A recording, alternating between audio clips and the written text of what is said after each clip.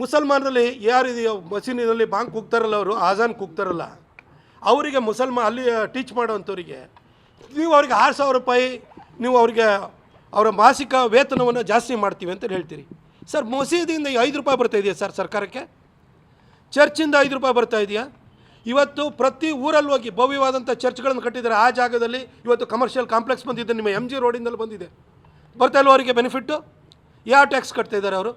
ಹಾಗೆ ಮುಸಲ್ಮಾನರದ್ದು ವಫ್ ಆಸ್ತಿ ಇವಾಗಲೂ ಸುಮಾರು 1 ಲಕ್ಷ ಎಕರೆ ಅಷ್ಟು ಅವ್ರ ಕೈಯಲ್ಲಿದೆ.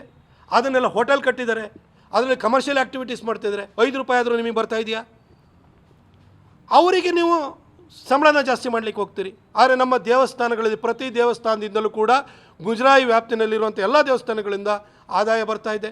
ಅಲ್ಲಿ ಮಾಡುವಂಥ ಒಂದೊಂದು ಸೇವೆಗಳಿಗೂ ಕೂಡ ವರ್ಷಂಪ್ರತಿ ನೀವು ಸರ್ಕಾರದವರೇ ಸೇವೆಯ ಶುಲ್ಕವನ್ನು ಜಾಸ್ತಿ ಮಾಡ್ತೀರಿ. ಎಲ್ಲ ಬೆನಿಫಿಟ್ಟು ನಿಮಗೆ ಬರ್ತಾ ಇದೆ.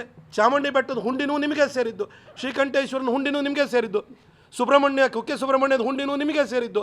ಎಲ್ಲೆಲ್ಲಿ ಶ್ರೀಮಂತ ದೇವಸ್ಥಾನಗಳಿದ್ದಾವೆ, ಅದು C ಗ್ರೇಡ್ ಇರ್ಬೋದು, B ಗ್ರೇಡ್ ಇರ್ಬೋದು, A ಗ್ರೇಡ್ ಇರ್ಬೋದು, ಎಲ್ಲ ದೇವಸ್ಥಾನ ಹುಂಡಿನ ನೀವೇ ತೊಗೊಂಡೋಗ್ತೀರಿ.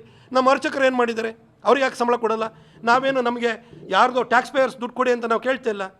ನಮ್ಮ ಹುಂಡಿಗೆ ಹಿಂದೂ ಭಕ್ತರು ಕೊಟ್ಟಿರುವಂಥ ದುಡ್ಡನ್ನು ನಮ್ಮ ಅರ್ಚಕರಿಗೆ ನೀವು ಕೊಡೋಕ್ಕೆ ಇಷ್ಟಪಡಲ್ಲ. ಆದರೆ 5 ರೂಪಾಯಿನೂ ಆದಾಯ ಬರೆದಿದ್ದಂತಹ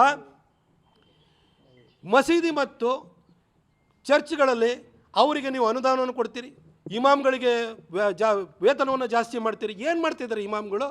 3 ಹೊತ್ತೂ ಕೂಡ ಮಸೀದಿ ಮೇಲೆ ಕೂತ್ಕೊಂಡ್ಬಿಟ್ಟು ಅಲ್ಲಾವನ್ನು ಬಿಟ್ಟರೆ ದೇವರಿಲ್ಲ, ಬೇರೆ ಯಾರು ದೇವರಿಲ್ಲ, ಅಲ್ಲ ಒಬ್ಬನೇ ದೇವರು ಅಂತ ಇದು ಹೇಳೋದಕ್ಕೆ ನೀವು ಕೊಡೋದು? ಇದು ಸೆಕ್ಯುಲರ್ ಆಯಿತು? ಇದು ಈ ಎಲ್ಲ ಘಟನೆಗಳನ್ನು ನೋಡಿದಾಗ, ಸಿದ್ದರಾಮಯ್ಯನವರ ನಡತೆಯನ್ನು ನೋಡಿದಾಗ, ಅವ್ರು ನಡೆಸ್ತಾ ಇರುವಂಥ ಆಡಳಿತವನ್ನು ನೋಡಿದಾಗ, ಅವರ ಧೋರಣೆಯನ್ನು ನೋಡಿದಾಗ ಇದು ಸ್ಪಷ್ಟವಾಗಿ ಇದು ತಾಲಿಬಾನಿ ಸರ್ಕಾರ ಅಂತೇಳಿ ಕರ್ನಾಟಕ ಜನತೆಗೆ ಕೂಡ ಮನವರಿಕೆ ಆಗಿದೆ.